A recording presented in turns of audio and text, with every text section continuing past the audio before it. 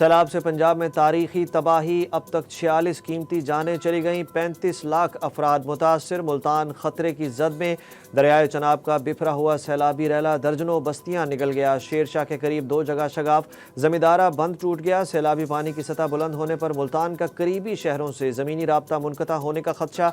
मुल्तान शहर के हिफाजती फ्लड बंद भी दबाव बर्दाश्त करने की हदों को छूने लगे।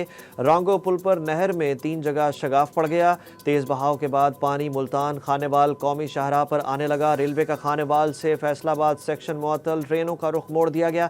DGPDM पंजाब इरफान अली काठिया का कहना है कि अगले 24 घंटे मुल्तान के लिए इंतहाई अहम है।